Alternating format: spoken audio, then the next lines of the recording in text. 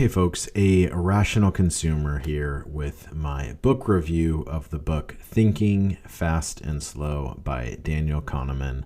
Bottom line up front, this book is absolutely awesome. 10 out of 10. I highly recommend that anybody read this.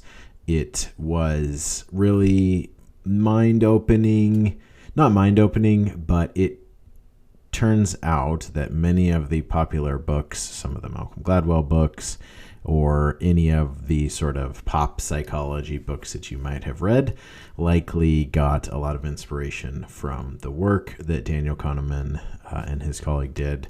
He got a Nobel Prize for the work that he did around these concepts covered in this book, the behavioral economics.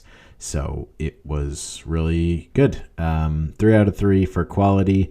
Very well written, even though it is a nonfiction book and it is a relatively dry concept. I never felt bored. The pacing was great and the quality of the book itself was excellent. 3 out of 3 for experience. One of the things that I really appreciated was that he includes mental exercises for you to do that actually demonstrate the differences between what he calls System 1 or System 2 thinking, sort of fast thinking or slow thinking. You can think of them as your intuitive, reactionary thinking. So there's a loud noise, I need to turn towards it. That's System 1, or any of the things you've heard about cognitive biases or prejudice, snap judgments or decisions that we make. That kind of stems from fast thinking, while our more rational thinking processes or things that require more mental effort are the System 2 thinking. I think the case example being, if we see 2 plus 2, most of us instinctively immediately know that that equals 4, and we don't have to do any mental processing.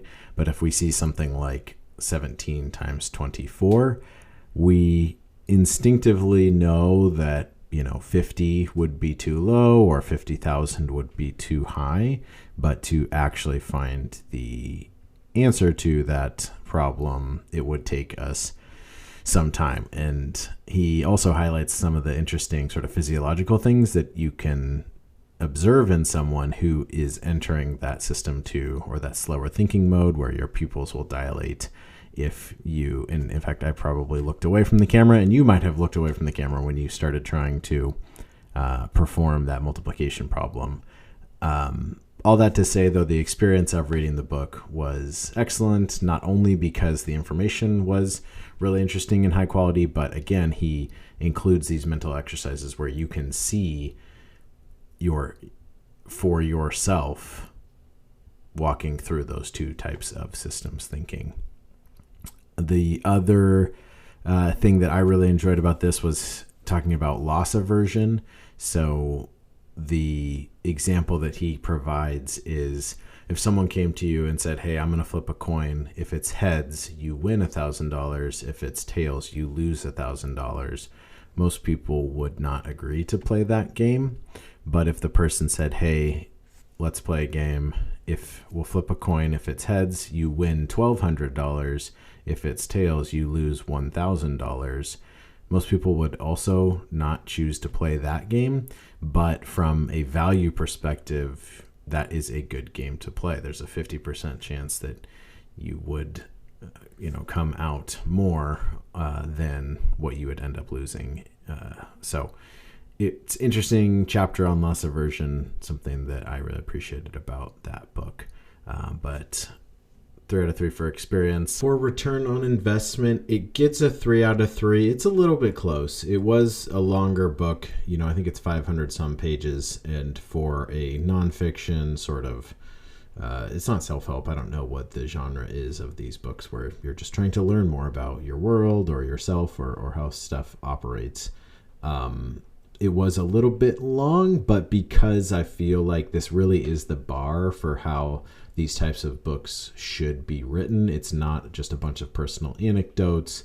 But it's engaging enough examples and stories and research that you are captivated throughout.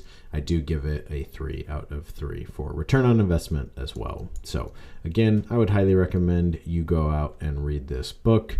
It gets a 10 out of 10 from me. But if you've read it and you disagree, or you started it and you had questions, or it didn't click for you, feel free to chime in the comments and we can chat it out. Thanks for watching. I will see you in my next review.